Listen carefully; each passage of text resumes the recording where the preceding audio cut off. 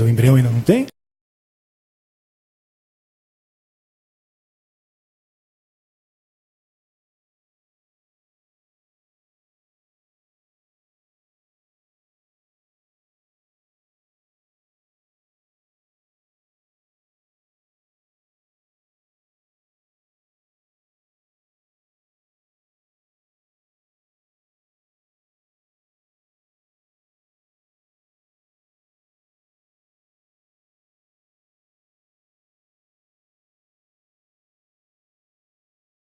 Do que a gente está falando, então? De um puro jogo de força? De um puro jogo de força entre o mais forte, o polo da relação mulher, e o mais fraco, o polo da relação embrião, e ela submete ele ao desprezo? Como fica o homem que participou dessa vida? Como fica o homem que também foi parceiro nessa concepção? Ele é dispensado? Ele é dispensado nessa hora? Quer dizer, então o homem não tem nenhum sentido na relação de criação de seres humanos? Para encerrar, eu queria lembrar de uma filósofa chamada Hannah Arendt, que vai dizer, isso para mim é muito forte quando eu li essa frase dela, quando eu li toda essa tradição de pensamento dela, ela diz o seguinte, e é uma expressão muito importante, e eu queria enfatizar muito aqui. Os seres humanos sempre foram concebidos como aqueles que são mortais. O ser humano é um ser mortal. A Hannah Arendt faz uma inversão fabulosa, fantástica sobre esse problema. Ela vai dizer, os seres humanos não são mortais. Antes, eles são seres que nascem. Porque a cada vida que é concebida, a cada vida que nasce, nós temos novamente implantado a esperança de que a vida possa ser melhor e que nós possamos romper o ciclo de uma violência perpétua. E é isso, muito obrigado.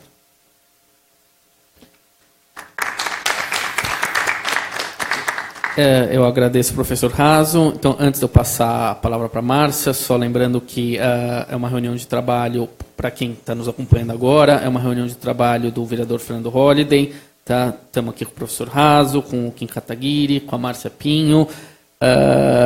E também chamamos o coletivo feminista, que não pôde vir por incompatibilidade de agenda, e as católicas pelo direito de decidir, que aparentemente são alérgicas aí ao MBL, então não puderam participar. Antes de eu passar a palavra para a Márcia, eu só queria fazer um comentário de um minutinho só na fala do professor Raso. Eu sou da área do direito, né? Tenho pós-graduação, mestrado, doutorado, tal, em direito constitucional, direitos fundamentais. E esse tema do aborto, ele sempre volta como direitos fundamentais, e na faculdade a gente é meio que treinado a ver a coisa como uma luta pelo direito da mulher. Então a mulher teria o direito de abortar, e nós estamos negando este direito fundamental a ela. Então o aluno de direito, o jovem acadêmico de direito, ele é colocado nessa posição de ser um agente do iluminismo contra o obscurantismo. Tá? Então, você tem uma missão aí de lutar pela descriminalização do aborto. Quando eu já estava no mestrado, a gente teve um semestre só sobre bioética, e esse tema voltou bem forte ao aborto. E lendo alguns argumentos de alguns dos doutrinadores mais renomados, eu percebi que tinha muita falácia argumentativa, falácia mesmo, no sentido lógico da coisa. Uma das falácias que eram mais usadas é, a nossa sociedade é machista, quem engravida é a mulher, então, como a gente ainda tem uma visão patriarcal das mulheres, a gente impede que elas abortem. Alguém duvidaria que se os homens engravidassem, o aborto não seria liberado? Essa falácia, quando eu me dei conta disso, foi um momento que eu parei para pensar. Falei, nossa, eu nunca realmente parei para pensar no tema do aborto. Porque esse argumento que está no texto, ele é bobo. Tá? Ele não faz sentido. Tá? A gente fala do aborto e fala da mulher pelo fato biológico de que a mulher é engravida e não o homem. Mas como o Raso falou com muita razão, o homem faz parte também da concepção. Tá? E aí eu fui perceber que, levado por aquele clima de ser um defensor dos direitos fundamentais e, portanto, uma espécie messiânica de um agente do iluminismo contra o obscurantismo, eu nunca tinha parado para pensar nessas questões. Né? Então, por exemplo, um outro argumento que eu acho particularmente, não sei a opinião da Márcia e do Kim, mas eu acho falacioso, é a gente sempre falar, a mulher tem direito ao corpo, então ela tem direito... Bom, mas espera aí, se a gente considerar, a partir da premissa que a vida começa na concepção, aí não é mais um direito ao corpo. Pode ser que a gente não tenha essa premissa, é outra coisa. Agora, esse argumento do direito ao corpo ele me parece particularmente absurdo, porque ele permitiria que alguém abortasse, por exemplo, a gestação tem 40 semanas, então você aborta com 38 semanas, porque ainda está, ou alguns segundos antes de parir, então não faz o menor sentido. E eu voltei a pensar nesse tema muito nesse ano. A minha esposa está grávida, né? Uma coisa que nós queríamos muito. Eu fiquei, obrigado, eu fiquei muito feliz, né? Mas, assim, quando eu fui fazer os primeiros ultrassons, eu comecei a ver que não dava para falar que aquilo não era uma vida. Tinha forma humana, coração humano, reagia a estímulos. Falei, bom, é estranho, né? Outra coisa que eu achei também bastante estranha é que no começo da gestação, nos exames de pré-natal, a gente faz alguns exames para detectar se o feto está saudável ou se ele tem alguma anomalia genética. Graças a Deus, o meu filho estava saudável. Mas eu percebia que os médicos falavam a seguinte frase, falavam, a gente vai fazer o exame para ver se ele está saudável, se ele tem alguma síndrome e tal, porque se tiver, a gente pode, aspas, avaliar as nossas opções, aspas. E eu, particularmente, sou um cara que não gosto muito de eufemismos, porque eu acho que a comunicação ela tem que ser direta justamente para que a gente possa refletir sobre o que está sendo comunicado. Então, fazer questão de complementar, avaliar a possibilidade de aborto. E aí o médico ficava meio vermelho, tal, falou, não, veja, avaliar nossas opções, ver o que dá para fazer, assim, metafisicamente, tal, falava aborto, tá? Daí eles falavam, né, tal, pá, enfim. Eu posso dizer o seguinte, quando eu estava na faculdade, eu era um ferrenho defensor da legalização do aborto. Hoje, se tivesse um plebiscito, hoje eu tivesse que votar, provavelmente eu votaria nulo, tá? Eu já não tenho mais tanta certeza. O que eu aprendi é muito importante, eu acho, a gente separar os bons argumentos dos maus argumentos. Tem bons argumentos a favor do aborto. Esse do corpo da mulher, eu particularmente acho um argumento falacioso, um argumento muito fraco. Tá? E é muito importante que a gente não seja levado por emoções, do tipo, eu sou um agente do iluminismo contra o obscurantismo religioso. Quem defende a criminalização do aborto é um fundamentalista religioso, e ele vive no século XV, eu vivo no século XXI. Tal.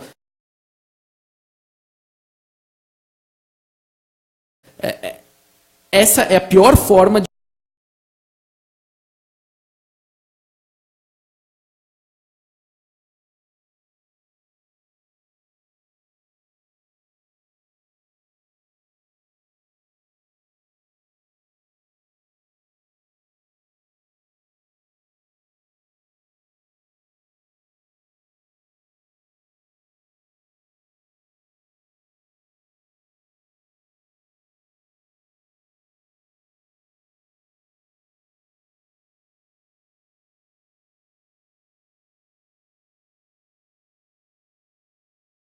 Eu fiquei imobilizada completamente, do pescoço para baixo. E quando eu ouvi a retórica meu corpo, minhas regras, eu fiquei pensando, essas pessoas são loucas. Né? Da onde elas tiram que são proprietárias do corpo? Nosso corpo não nos pertence. E eu achei um argumento muito fraco. Como eu também tenho interesse pela linguagem, eu pensei, será que elas não conseguem bolar uma frase melhorzinha? Porque meu corpo, minhas regras não cola. Né? A gente sabe que quando nós vamos embora dessa vida, nosso corpo fica aqui. Nosso corpo não nos pertence. E eu comecei a estudar e ver os argumentos que elas faziam, as frases que o movimento tinha, e achei que um era pior que o outro. E me interessei por começar a estudar. O meu interesse inicialmente foi linguístico. Eu comecei a perceber que os argumentos, as frases eram muito fracas e não convenciam. E quando eu fui estudar o assunto, eu me deparei com uma enormidade de fatos que até então eram obscuros para mim. Eu já era contra o aborto, mas eu ainda também era vulnerável a esses argumentos sentimentalistas que o movimento pró-aborto faz. E quando eu comecei a estudar, eu vi todo o histórico do aborto, né, o que está por trás, quais são os interesses reais de quem começou com essa política, com esse movimento político de aborto. Então eu comecei a ver que as grandes cabeças por trás desse movimento, como Margaret Sanger, por exemplo, tinha um fundo eugenista, tinha um fundo racista também. E eu pensei, como é que essas pessoas que advogam a favor do aborto não sabem disso? Como que elas não conhecem? Elas falam que lutam pelos direitos das mulheres, mas elas estão indo completamente contra essas mulheres. Porque todo o movimento do aborto foi manipulado de forma a que a mulher seja mais prejudicada. Porque, além da questão social, tem a questão médica também. As mulheres que fazem aborto, elas têm inúmeras consequências psicológicas e no organismo também, por conta do aborto. Além disso, tem toda uma questão das pessoas que já fizeram aborto e pessoas que foram do movimento pró-aborto. Eu comecei a ler histórias de mulheres que abortaram e depois se arrependeram. E o tempo não volta, né, gente? Como que você vai lidar com uma consciência pesada? Como você vai lidar com um pensamento de que matou o próprio filho? Talvez hoje uma pessoa que é a favor do aborto não tenha essa consciência. Mas daqui a 20, 30 anos, um dia a consciência bate. E aí como que essa pessoa vai dormir, pensando que matou outro ser humano? E eu comecei a analisar também cada argumento, um por um. Alguns razoáveis, outros bem toscos. E cada argumento não se sustentava, nenhum deles. O primeiro foi, claro, meu corpo, minhas regras, e teve outros argumentos também, que as pessoas usam de sentimentalismo, né, como a questão da microcefalia, do síndrome de Down, que já tem países que apoiam, da violência sexual também. Enfim, todos esses argumentos, se a gente for realmente estudar, analisar a fundo, não se sustentam, nenhum deles. Um dos argumentos mais fortes também é que o bebê, o nascituro, né, usar o termo do Francisco, não é um ser humano. E aí você pensa, gente, o coração começa a bater antes da tal 12 semanas que elas advogam tanto. Então, um corpo, um coração dentro batendo é o quê? Não tem como falar que não é um ser humano. É um alface? É uma beterraba que vai nascer? É um ser humano, uma entidade igual a nós.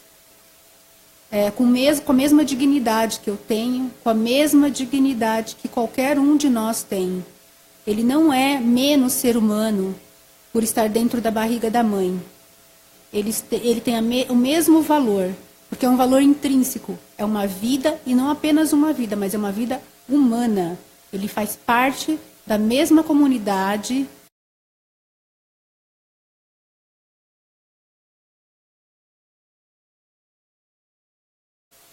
Dos mesmos valores como seres humanos que nós temos. Independente de como vai nascer. Se vai nascer com algum defeito físico, se vai nascer com a capacidade intelectual reduzida, se foi fruto de uma violência sexual, ele não deixa de ser um ser humano por nenhum desses argumentos que o movimento coloca. Todo o movimento, ele usa de frases e de palavras muito capciosas. Eu também sou uma estudiosa da linguagem, eu gosto bastante dessa área, e a própria palavra aborto já é um eufemismo. Né? Quando a pessoa fala aborto, está significando o quê? Matar uma vida. No próprio dicionário, se vocês forem pesquisar, isso está escrito. Então, elas usam de palavras que suavizam algo muito grave, que é matar outro ser humano. Então, as pessoas precisam começar a perceber, começar a prestar atenção no que ouvem e pesquisar, saber do que se trata. Não se deixar levar por meras palavras. Palavras que foram pensadas de forma proposital para induzir as pessoas a pensarem que isto é um bem, quando na verdade é mal. Quando se fala em direito reprodutivo, em direito da mulher, elas estão ocultando o quê? que existe um outro ser humano nessa equação. Existe também o direito desse bebê. Existe também o direito de um pai que talvez não seja favorável a matar o seu filho. E ele não tem voz, ele não tem direito de falar, porque o movimento fala que só as mulheres podem falar sobre esse tema. É o tal lugar de fala. Para mim, lugar de fala é boca, né? Então, não tem essa de só a mulher pode falar, porque ao se fazer um bebê, a mulher não reproduz sozinha, né? Nenhuma mulher faz um filho completamente sozinha. Ela precisa do homem. Então, por que o homem também não pode falar sobre esse assunto? É um outro argumento também que não se sustenta. Nenhum dos argumentos se sustenta. É uma questão de você realmente se interessar pelo tema e ir atrás de informações. Porque a manipulação que a mídia faz, que esses movimentos fazem, é porque as pessoas não se preocupam em saber a verdade, o que está por trás desse movimento. Na verdade, é tudo grana, gente, é dinheiro. Parte de fetos são vendidos para empresas lucrarem. As clínicas de aborto, elas lucram, elas ganham dinheiro do governo. Elas lucram com os abortos. Não é para o bem da mulher. Você acha mesmo que as milhões de clínicas que tem por aí, somando as clandestinas e as oficiais em todo o mundo, faria isso realmente porque estão pensando no bem da mulher? Olha como elas são boazinhas, né? É muita ingenuidade pensar que elas estão fazendo isso pelo bem da mulher. Não, eles querem dinheiro, é só isso. Nós vivemos no mundo capitalista. As pessoas querem se dar bem, querem enriquecer. Ninguém está pensando no bem do outro, nada. É só realmente um discurso bobo, um discurso besta, que a maioria das pessoas caem porque são ingênuas, não conhecem a história. Vão pesquisar a história do aborto, as pessoas que já fizeram aborto, os grandes líderes que já foram desse movimento pró-aborto. Nós temos, por exemplo, um médico dos Estados Unidos, que ele foi chamado o rei do aborto. Ele é autor do filme O Grito Silencioso. Ele era um cara que fazia aborto nas clínicas até o dia que ele assistiu realmente um aborto. E ele ouviu os gritos do bebê. E aí ele caiu a ficha, né? Que é uma vida humana. Existe um bebê dentro da barriga. E aí ele retrocedeu, voltou atrás e passou então a ser um militante pró-vida. Assim também como a Norma, que teve um caso famoso, o primeiro caso jurídico nos Estados Unidos, sobre a questão da legalização do aborto. Ela também se arrependeu do que ela fez, de falar num júri que ela queria abortar.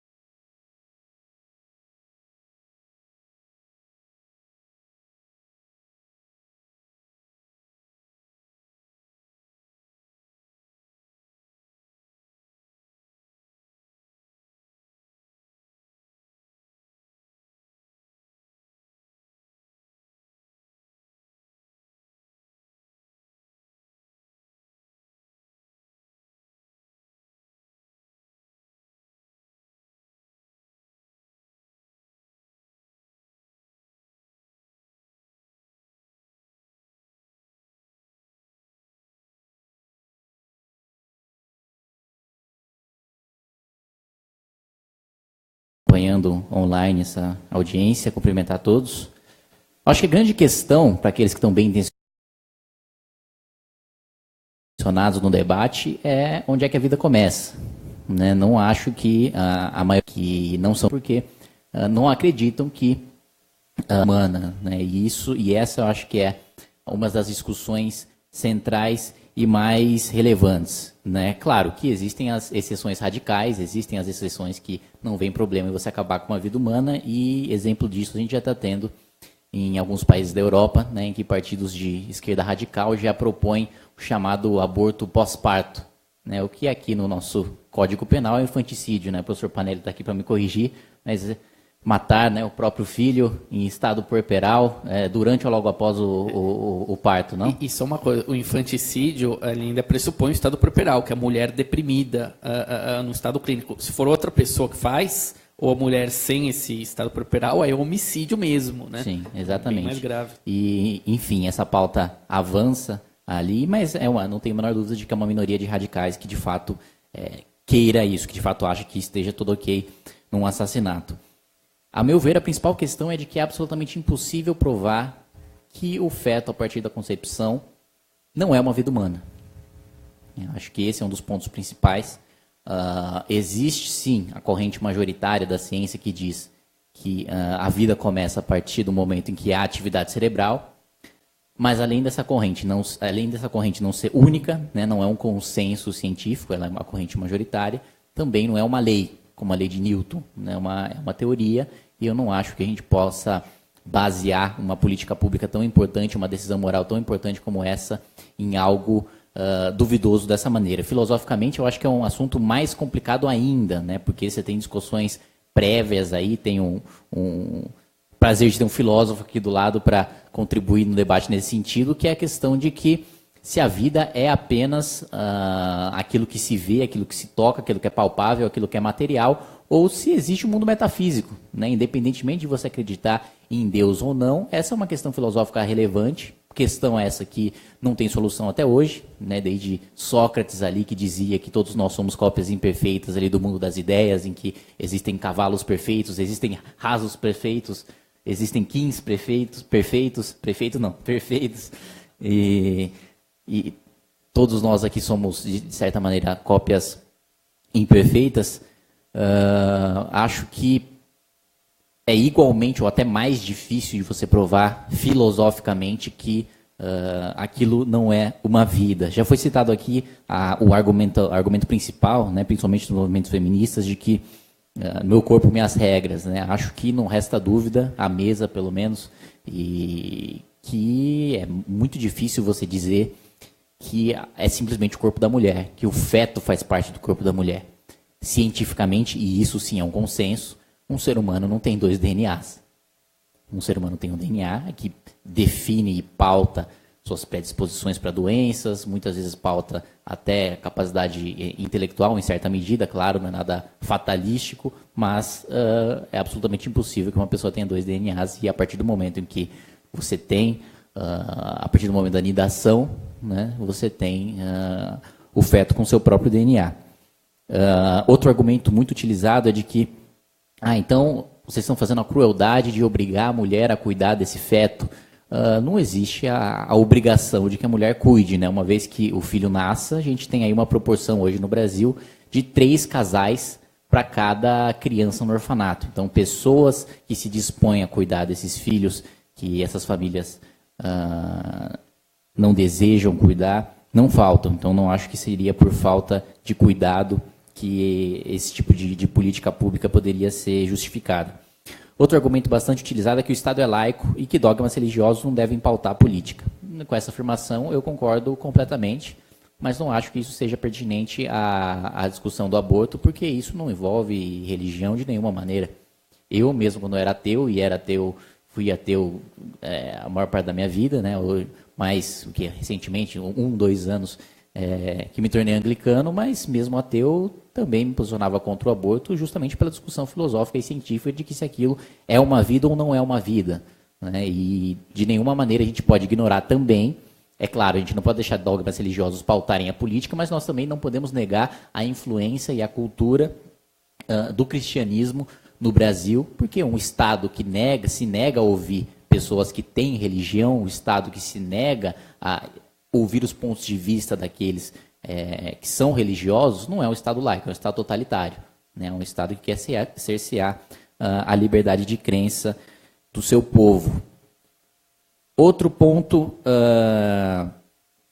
que foi levantado aqui na mesa, aliás, é o de que apenas mulheres poderiam participar desse debate, né, porque é uma questão apenas atinente, pertinente às mulheres, porque homens não engravidam. Eu acho isso numa espécie de... acho que a luta de classes material de Marx levado para o campo das ideias.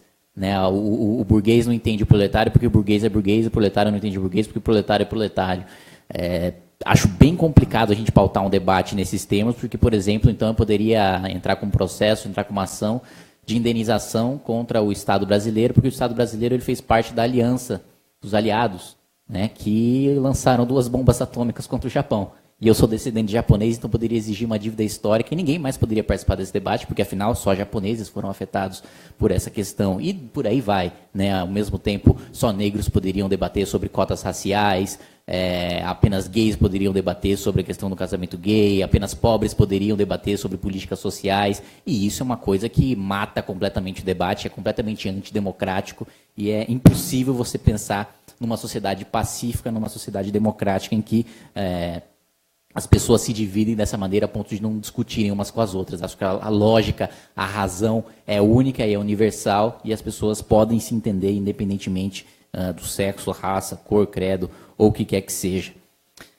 Outro ponto levantado é de que existem muitos abortos clandestinos, né, e que quem principalmente sofre com isso são as famílias mais pobres que não têm condição de fazer um aborto clandestino numa clínica como um sírio-libanês da vida ou como um hospital mais renomado. Né? Eu não tenho a menor dúvida de que, se o aborto fosse legalizado, de fato, essas mulheres teriam acesso ao aborto, digamos, mais civilizado, com menos risco à vida da mulher. Mas eu também não tenho a menor dúvida de que, se a gente legalizasse o crack, a gente também poderia fornecer crack que fosse mais benéfico para o seu usuário, que fizesse com que ele sobrevivesse mais tempo, mas isso não muda o fato de que é imoral você fazer com que uma pessoa seja psicologicamente escrava de uma substância tóxica, assim como o fato de que o aborto seria mais civilizado se fosse legalizado, não muda o fato de que é um assassinato, ou pelo menos não se pode afirmar, não há como comprovar que não é um assassinato. Outro ponto, e esse eu acho de especial relevância, e isso eu acho que toca um pouco aqui a área do professor Panelli, é a discussão do aborto sendo levada pelo ativismo judicial, né, pelo Supremo Tribunal Federal. Legalizar o aborto ou não é uma escolha política das sociedades. Né? Existem países na Europa que legalizaram, existem países que não legalizaram, enfim, é um debate que se dá e as sociedades tomam a sua decisão. Agora, inegavelmente, esse é um debate que se dá no Congresso Nacional, e não no Supremo Tribunal Federal. Não é papel dos ministros, e infelizmente a gente vê militância a favor do aborto dentro do Supremo Tribunal Federal, principalmente por parte do ministro Barroso, em ações como aquela impetrada pelo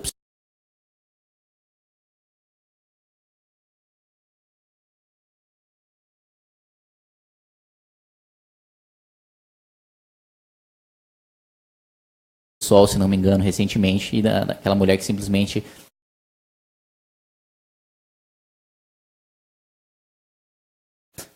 afirmava não ter condições de cuidar do próprio filho, então pediam uma exceção ali, ou uma legalização geral do aborto via STF. Ainda favorável aos argumentos deles que defendem o aborto, mas mais uma vez esquecem que é uma questão moral, uma questão ética, precede o pragmatismo. Né? As sociedades que legalizaram o aborto afirmam pesquisas e afirmam aqueles que defendem o aborto, e não duvido nada disso, tem ao longo do tempo, de 10, 20 anos, uma diminuição substancial no número de crimes que acontecem nessa sociedade.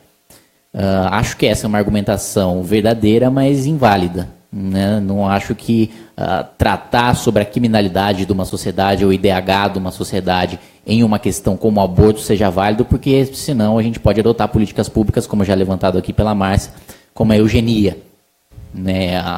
Um absurdo pautado moralmente com um argumento desses poderia facilmente justificar uma política pública que matasse pobres, por exemplo, simplesmente para fazer com que a sociedade aumentasse seu IDH ou aumentasse seu PIB per capita.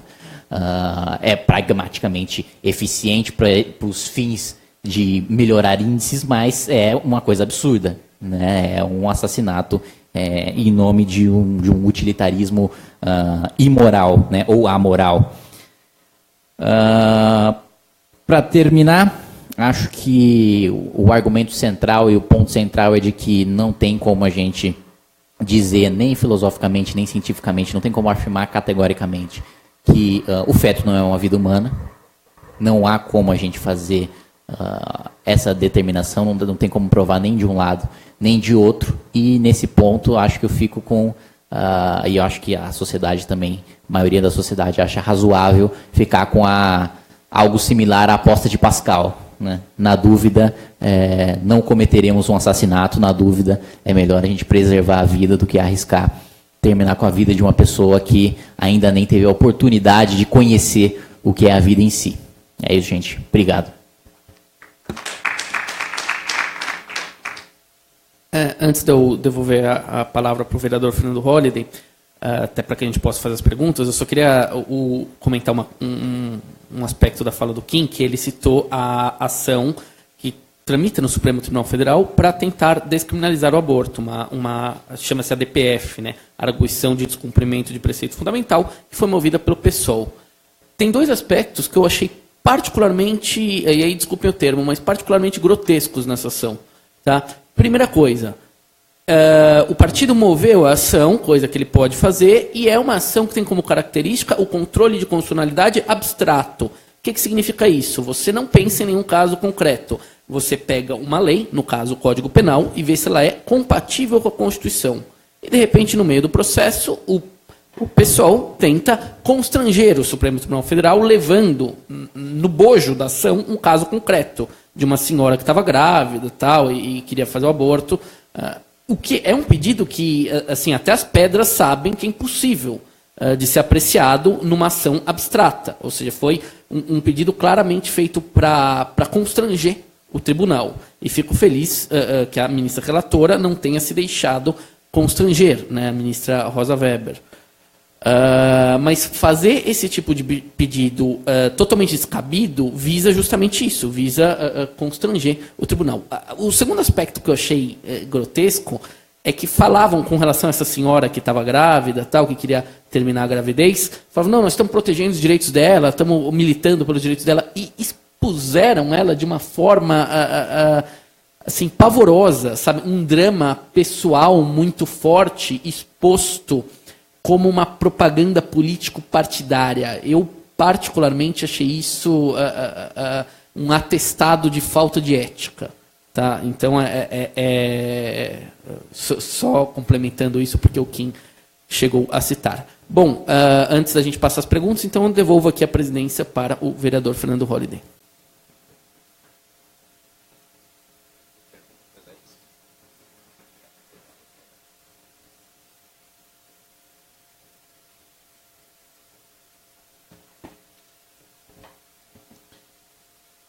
Boa noite novamente. A sessão extraordinária continua lá embaixo, então eu continuo me dividindo entre os dois ambientes. Temos alguma pergunta? Presidente, antes queria pedir desculpa que preciso ir. Tenho um compromisso logo agora. Já estou 10 minutos atrasado, então... Obrigado pela oportunidade, obrigado por todos que assistiram, obrigado por todos que participaram. Infelizmente tenho que ir, mas não tenho a menor dúvida de que vão haver mais audiências públicas. Com certeza. E esse projeto vai ser aprovado. Obrigado. Muito obrigado, Kim Kataguiri, do Movimento Brasil Livre. Tínhamos uma pergunta ali na plateia. Bom, eu queria comentar, na realidade não é uma pergunta, na realidade... Seu nome, por favor, desculpa. Desculpe. Meu nome é Mauro Antunes, tá? Venho representando apenas um cidadão normal. Bom, com relação ao que o Kim comentou sobre a diminuição do índice de criminalidade nos países que foram adotados o aborto, eu não sei se isso é real. Mas com certeza, em notícia do Globo.com, de 2014, do dia 10/11, a liberação do aborto em um país reduz drasticamente o número de mulheres na sociedade, porque existe o aborto seletivo. Isso já é considerado uma epidemia pela ONU, que já está ocorrendo inclusive no leste europeu. Acontece na China, acontece na Índia e agora se espalhou para todo o leste europeu. Está disponível na internet essa matéria. Vou repetir a data, 10/11/2014, no site globo.com. E rapidamente comentando, a própria palavra aborto, dos significados dela é interrupção. Então seria interrupção do quê? Seria interrupção de algo que não existe? Não se pode interromper algo que não existe. Na minha opinião, é uma interrupção de uma vida. E eu me posiciono contra a questão do aborto. Muito agradecido. Obrigado. Desculpa. Mauro. Obrigado. Participação do Mauro. Eu terei que encerrar a reunião em breve. Então, apenas para, antes de fazer o encerramento, perguntar se algum dos convidados gostaria de fazer as suas considerações finais e, especialmente, o professor Francisco Raso, também gostaria que falasse um pouco sobre o seu livro, que foi lançado há pouco tempo, o livro Contra o Aborto, e depois também com as considerações finais da nossa convidada Márcia Pinho. Por favor, com a palavra, Raso. Bom, obrigado o convite.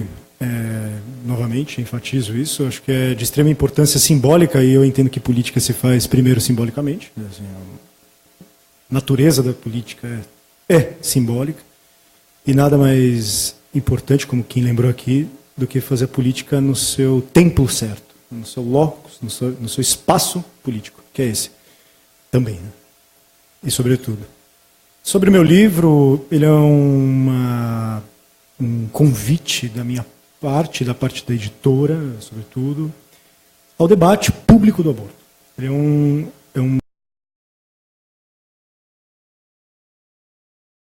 economicista de saúde, porque coloca, e pretendo colocar, com certo reconhecimento de ousadia, o tema do aborto naquele trilho que deve ser colocado, que é um debate filosófico fundamentado na razão não iluminista, que chama o adversário de fundamentalista, seja quem for, mas que parte do princípio de que a racionalidade é aquilo que permeia o espaço público do entendimento de uma comunidade de diálogo, e é assim que faz. É assim que se dá a vida em sociedade, através da fala e não através do berro, através do gesto, pura e simplesmente.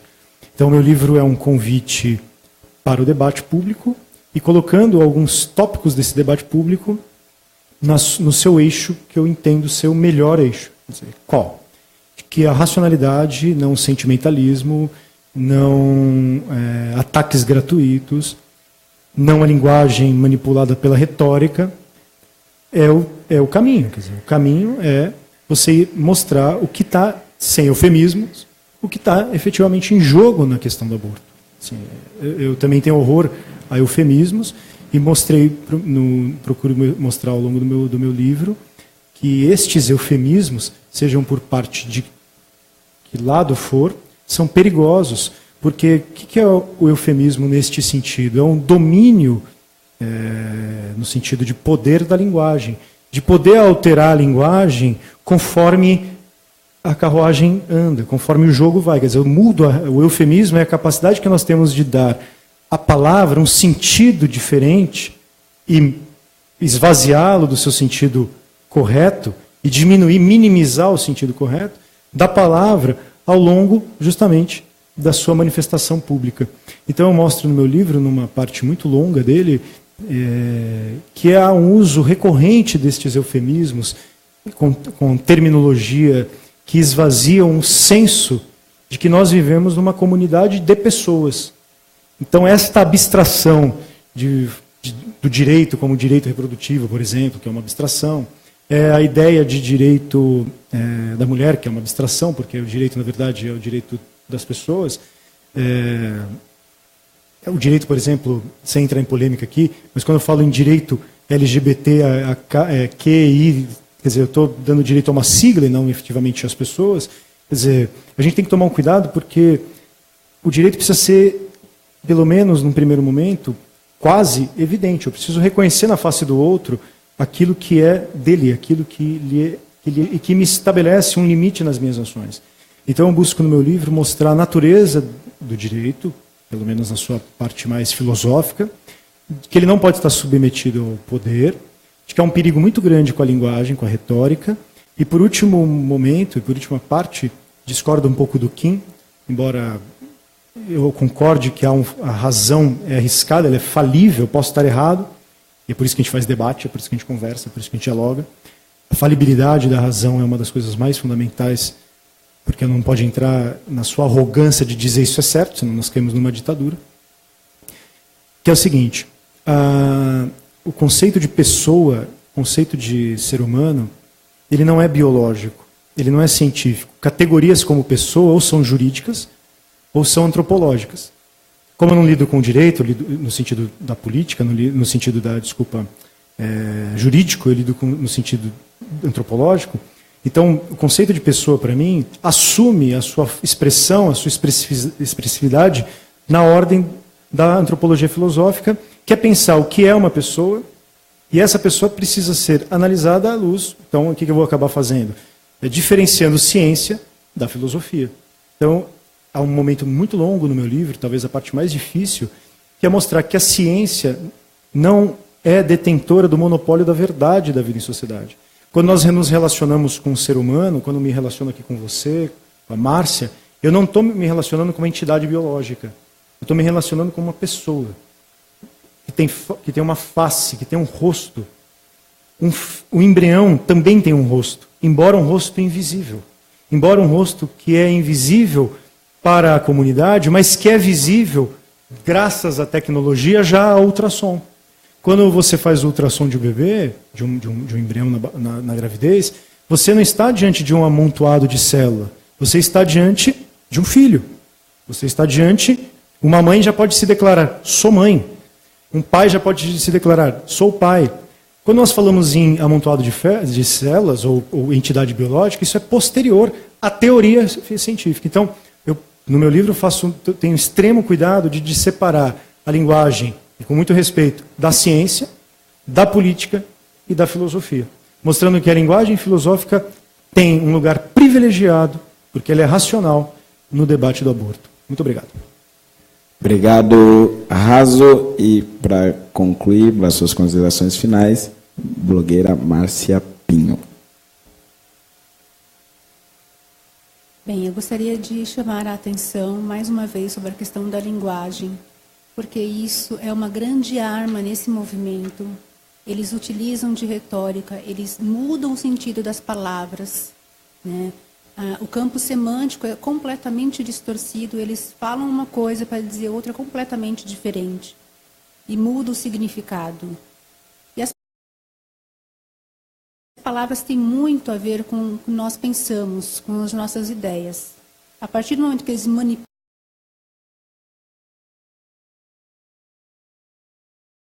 palavras, eles manipulam pensamentos também.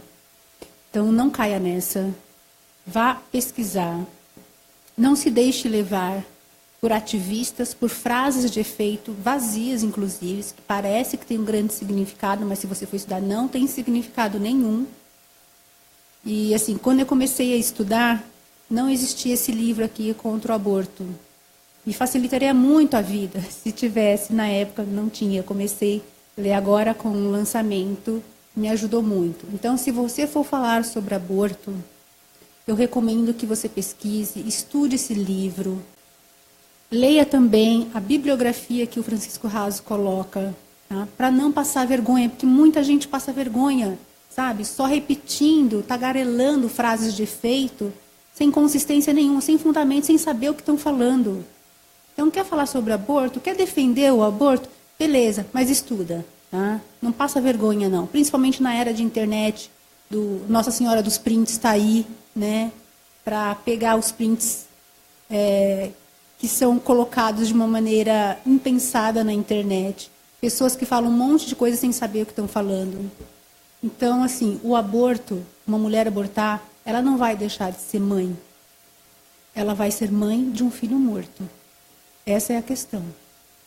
Um pai, se ele permitir que a mulher faça o aborto, ele não vai deixar de ser pai, mas vai ser pai de um filho morto. Então pense na responsabilidade que nós temos sobre uma vida que ainda não tem condições de se defender sozinha. E a retórica que é usada hoje, como a questão que o feto não é um ser humano, já foi usada anteriormente na nossa história mundial. E a gente sabe no que deu, né? Preto não é gente, então vamos escravizar. Judeu não é gente, então vamos matá-los. Essa retórica de que o bebê não é um ser humano é mais uma retórica para aniquilar, matar pessoas, seres humanos. Pense muito bem no que vocês ouvem, no que vocês leem e se aprofundem no assunto. É isso. Obrigada. Obrigado, Márcia. O Raso queria falar mais alguma coisa? Eu só queria lembrar, realmente acho lamentável, precisava dizer isso, e aqui num espaço público tão importante, significativo. Quando eu publiquei o livro, a primeira reação que eu tive de algumas pessoas, que inclusive são próximas a mim, é de que um homem escreveu um livro sobre o aborto. E isso tem me marcado muito, porque eu vejo a impotência das pessoas de se colocarem no lugar, não de fala, mas no lugar de diálogo. Não de poder, mas no lugar de construção e cultura. Se eu sou incapaz de raciocinar, porque eu não estou no lugar de fala, eu sou incapaz de entender o senso da compaixão. Eu sou incapaz de entender e ter sentido de responsabilidade, inclusive destas pessoas que sofrem e clamam por direito. Eu fico extremamente acho lamentável e muito significativo também que as católicas pelos direitos de decidir têm uma fala tão grotesca e absurda com relação a vocês do MBL. No entanto, elas mostram bem, eu analiso alguns livros, inclusive, das católicas pelos direitos de decidir e artigos que elas publicam no meu livro, mostrando que uma das principais estratégias da católicas pelos direitos de decidir, que não é brasileira, elas são uma entidade, uma extensão da Catholic for Choice lá nos Estados Unidos, que a principal estratégia é a dissimulação, é a confusão e a mentira. E quando elas reagem com vocês, dizendo que eu não falo com membros do MBL, que vocês fizeram um convite para estar num espaço público, de debate, tão importante, no fundo, elas demonstram justamente e encarnam a lógica que elas visam condenar. Quer dizer, elas estão dizendo, eu não posso falar disso, você não pode falar disso, mas elas interrompem aquilo que é fundamental na nossa comunidade, que é poder olhar para os meus adversários, é poder olhar para aquele que eu discordo e falar, eu discordo por estas razões. Eu discordo por isso, eu discordo não do MBL, mas posso discordar de você, posso discordar dele, posso discordar dele. Quando a gente estampa uma marca, não falo com esta molecada, não falo com vocês, está aberta a chance, está aberta a lógica de exclusão total que só regimes de ditadura criam. E não há nada mais ditatorial do que essa fala. Homem não fala desse assunto. Muito obrigado, Francisco Raso. E antes de encerrar, já que você nos lembrou, eu afirmo novamente que foram convidados representantes de entidades contrárias ao projeto do Dia do Nascituro e favoráveis, portanto, à descriminalização do aborto. O Grupo Católicas pelo Direito de Decidir alegou que não participa de eventos que envolvam pessoas do MBL, e o coletivo feminista alegou incompatibilidade de agenda. Agradeço os intérpretes de Libras, Silvia Raquel Alves, Edgar Washington Mateus. Agradeço também os vereadores coautores deste projeto. Infelizmente, hoje tivemos sessão extraordinária nesse mesmo horário, no mesmo horário da audiência, aliás, ainda está tendo.